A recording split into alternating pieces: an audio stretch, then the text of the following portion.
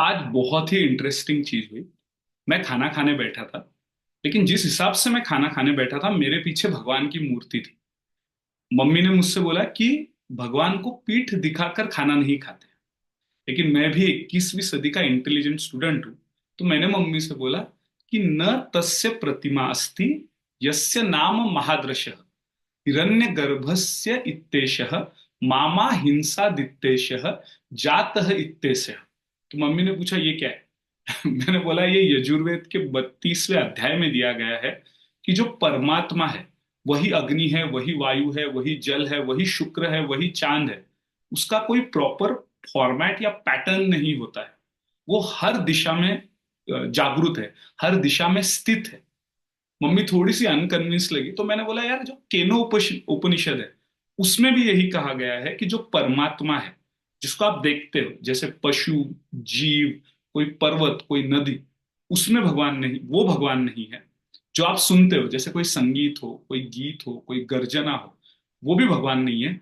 लेकिन इनको देखने की, सुनने की, हमको सांस लेने की जो शक्ति देता है, वो अनुभव करने की जो क्षमता देता है, वो भगवान है।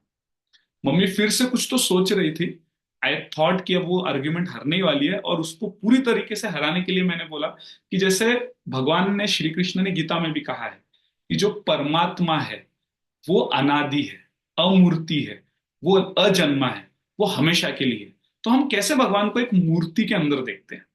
और मैं ऐसे देख के मेरे चेहरे पे एक स्माइल थी कि this is knowledge which I have gotten in 21st century. और अब मम्मी को मैंने पकड़ ही लिया है। फिर मम्मी ने अपने non format of Veda, mummy ने एक सिंपल सी बात पूछी कि जब आप ब्रश करते हैं तो हम ब्रश कहीं पे भी कर सकते हैं, फिर हम बाथरूम में ही क्यों करते हैं। फिर हम जब सोते हैं हम कहीं पे भी सो सकते हैं, पर हम बिछाने पे या पलंग पे क्यों सोते हैं।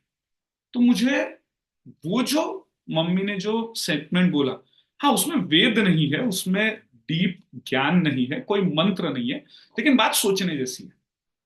और कंपैरिजन, फिर इतना यहां पर ये आर्ग्यूमेंट एंड हुआ, लेकिन उसके बाद अब मैं आपसे सोच रहा हूं और हमको अब ये मिलके सोचना है कि अगर बात कंपैरिजन की है कि मूर्ति में भगवान है या नहीं है, ये कंपैरिजन की बात है। तो अगर हम कुछ चीजों को कंपेयर करें तो जैसे देखिए, राम और कृष्ण को भी कंपेयर किया जा सकता है। अगर हम राम को भगवान मानते हैं तो हम कैसे सोचेंगे कि भगवान होना चाहिए जो एक पत्नी व्रता हो। भगवान ऐसा होना चाहिए जो जो सोचे वही सिंपल शब्दों में बोले। अपने पत्नी के जाने के बाद जो वो मनुष्य रूप से राम भगवान रोए हैं, वैसा भगवान। पर अगर हम उनको कृष्ण के साथ कंपेयर करें तो कृष्ण का अगर हम एक पत्नी व्रता बोले तो ऑब्वियसली वो एक पत्नी व्रता है, लेकिन उनकी गोपियां हमको याद आती है। और उनका तो एक जो बोलने की बात मैंने राम भगवान की बोली है कि जो जो बोलते हैं वही वो मीन करते हैं। लेकिन हम कृष्ण के भजन से जानते हैं कि जब कृष्ण भगवान जब माखन चुरा के खाते थे तो उनको, उनका जो भजन है, तो जब उनको यशोदा मैया ने पूछा क्या तुमने सच बताओ कुछ खाया, कुछ चुरा के खाया, तो भगवान कहते थे मैं नहीं माखन खायो। पर बहुत सारे तर्क देने के बाद जब माता ने बोला कि तुम झूठ बोल रहे हो, सच बताओ तुमने खाया नहीं खाया, तो भगवान ने बोला मैंने ही माखन खायो। मैया मैं झूठ बोल ही नहीं रहा हूं। मैंने बोला ही नहीं कि मैं नहीं माखन खायो, मैंने ही माखन खायो मैंने बोला है, लेकिन आप समझे नहीं। तो मतलब हम ये देख पाते हैं कि राम और कृष्ण में भी भेद है। और उसी प्रकार मूर्ति पूजा में से भगवान मिलना चाहिए या नहीं मिलना चाहिए, इसमें भी भेद है। लेकिन हम सबसे महत्वपूर्ण चीज इन चीजों में भूल रहे हैं कि जैसे हम एक चश्मा पहनते हैं, कभी कभी हमको जब चीजें नहीं दिखती है, उसको देखने के लिए हम चश्मा पहनते हैं, हम चश्मे को नहीं देखते। मतलब उसी भांति, जिस भांति आप चश्मे से किसी और को देखते हो, उसी भांति मूर्ति से हम मूर्ति नहीं देखते। मूर्ति के अंदर छुपे और मूर्ति के थ्रू हम परमात्मा को देखना चाहते हैं। मतलब महत्वपूर्ण ये है कि आप मूर्ति में भगवान देख रहे हो या नॉन मूर्ति में भगवान देख रहे हो, ये इंपॉर्टेंट नहीं है। इंपॉर्टेंट ये है कि क्या आप भगवान देख रहे हो, क्या आप भगवान देखना चाहते हो।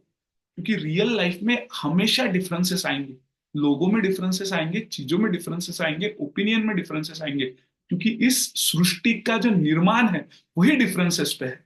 अगर आम सोचे कि मैं मीठा क्यों नहीं हूं गन्ने की तरह, और गन्ना सोचे कि मैं आम की तरह खट्टा मीठा क्यों नहीं हूं, तो दोनों के दोनों सुसाइड करने जाएंगे।